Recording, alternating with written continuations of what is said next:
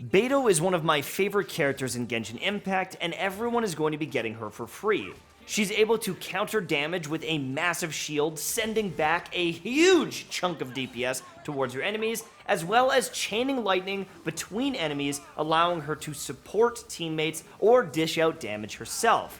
She brings a lot of value to the team, she's a lot of fun to play, and the fact that she is free means that everyone is going to be able to enjoy this in the near future. Her Tide Caller counter allows for some pretty cool interactions, allowing you to dish out some amazing damage, as well as block incoming telegraphed hits such as this. Beidou is amazing, so let's get started. Hey everyone, MTash here, and we're on the cusp of being able to get our free Beidou in-game, and I'm very excited because she is a game changer. If you don't have Beidou yet, she's going to make your account better, and if you get another Constellation, it might take her to the next level, allowing you to dominate your enemies. I honestly love Beidou. She is, in my opinion, my favorite character visually, because, I mean, she's smoking. But her kit is very fun to play, and I want to go over some pros and cons of using this character. I want to go over some of her best artifacts and other things that you might want to know before you get your free Beidou. Okay, kind of rhyme here. You see how I'm going? Really quickly, if you're interested in getting yourself an energy drink, there's a link down below for advanced.gg, so click that link and use code MTASH for 10% off. There's also a link to Astro if you're looking to get 5% off your headset. So Beidou, if you don't understand how to get her, there is an event going on in-game, and you can do this Ocean Lord's Oath, and you can send an invitation. Now, if you've been doing the event so far, you have this first currency hopefully saved up. But even if you don't, there are, honestly, it's pretty quick to do this. I haven't even done the third day, really, and I already have enough currency to get her. So there's a very good chance that you'll be able to do this in a fraction of a time, fraction of a moment. But for me, in 2 days, this is going to be unlocking. If you're in the Asia region or Europe, it's going to be a little bit sooner, but this is going to be essentially another step to this. It's going to be another little activity to get the currency to summon her. Nothing too crazy. Everyone should be able to do this in a very short period of time. But I want to focus on actually using Beidou to some of her strengths and where she's going to shine in-game. Now, Beidou has quite a few different weapon options. If you're going to be a main DPS, you can actually get this Snow Tomb Star Silver for free from the Dragon Spine area. Just Google how to get that weapon and you'll be able to find a video very easily. And you can also get things like these craftable weapons relatively easy and early into the game. There's one in the Dadagupa Gorge or whatever it's called in Mondstadt. There's a quest to get a prototype to build this thing. So there are options if you want to go main DPS. But even if you are supporting and using a weapon like this, it's going to give you more damage, which helps you help your team. It doesn't really matter too much, but I'm going to go over a support build today because I personally have been using her more and more as a support because I think there's just better DPS characters. And honestly, one of the other free characters you can get, Shang Ling, I would rather have her on the field being a main DPS and supported by Beidou than the other way around in almost every situation because of some of the craftable weapon choices and other factors like the scaling on her basic attacks. Now, one weapon that I've been fortunate enough to get refinements of is a Sacrificial Greatsword. This might not be the best, but even running around with this level 41, it's very nice. Getting energy recharge, which would be much higher if I leveled this thing, and refinement rank 3, and essentially 4 if I want to, I get my elemental skill back the majority of the time when I use it, allowing me to get more energy particles going. You could use a Rain Slasher and get some elemental mastery. You know, anything is really going to work, but I've been using the Sacrificial Greatsword, but I think that a lot of the value from Beidou is actually just in her artifacts and what she can bring to the team. Now, I've just got a mixed set here. This is not even a really good setup, but she still is doing thousands of damage.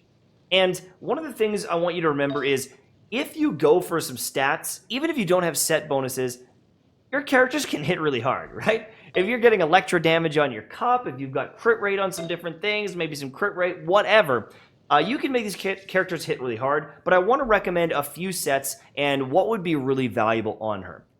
Because she does need some energy recharge to be really effective and using her ultimate, I would recommend going for this set here. This Storm Cage set, this Emblem of the Severed Fate. This is from the new Inazuma area. This gives energy recharge. Okay? It also increases elemental burst damage by 25% of energy recharge. So if you were using something like the Sacrificial Sword, this set is amazing. But even if you threw like a Noblesse set on there, this set can be amazing. It might not be optimal, but if you have a 4-piece set and you don't have anyone else providing that bonus to your team, this is amazing. You can mix and match and get some elemental burst damage. You can get some of this energy recharge. There's multiple different ways to do it, but I personally really think that this one is going to shine. I need to farm it. It's going to take some time, but until you get a good set of this, don't be afraid to use other things.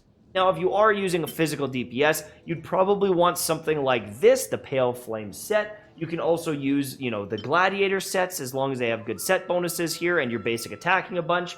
But for me, if I was giving you advice, I would say building her as a physical DPS at this moment in time in the game, she's going to be pretty lackluster overall. I would build her as a support first. Now, there are some other artifacts that I personally haven't farmed that you can use. There are like the electric sets here, the Thundering Fury, as well as the Thunder Soother. And those are great. That's awesome. But honestly, I'm not in love with farming these. And the reason why is because if you end up getting the God Roll of this set, right? If you get a God Roll of this, you can use this on anyone. So you have to think about bang for your buck. Getting a God Roll of this set, you can use it on multiple different elements, multiple different characters, and I would prioritize stuff that's going to be valuable in multiple areas. Same thing goes with, where are you? Where's the Noblesse? Noblesse. The Noblesse set. Something like this is usable on multiple different characters, and so I personally would go for some of that stuff myself. Now, a big thing to talk about is Constellations, because at C2, she becomes much more valuable. Even at C0, though, and C1, she's a great character, but if you are unlocking C2 here, or you're beyond C2 and you've never built this character, she is amazing. She is actually awesome, does a bunch of damage, and the fun factor is there. With her counter ability, super cool. Her ultimate ability, Chaining Lightning, super cool. And, I don't know, the further you go into it, it's just more damage for the most part. It's just more damage and, reducing electro resistances, which is more damage. And so if you do have a C6 Beidou, congratulations. You're going to absolutely slap. But C2 is like the big one for me. If you have C2, you got to try this character out.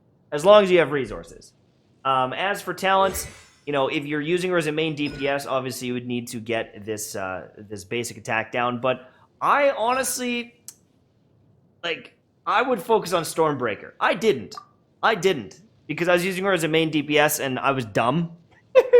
And I haven't farmed for a while. But I would max out Stormbreaker first as a priority because you can use it off-field kind of thing. Tidecaller is also really good. But if you're not using her to basic attack at all, don't even level this. Don't waste the books on it. It's just a waste. Okay?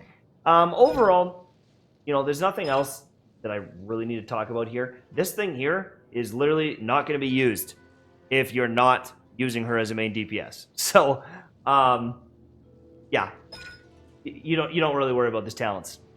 That's pretty much all I wanted to say about Beidou. She is coming soon. I'm very excited, and pretty much everyone who gets her is going to have a better account because of it, especially if you've got more constellations.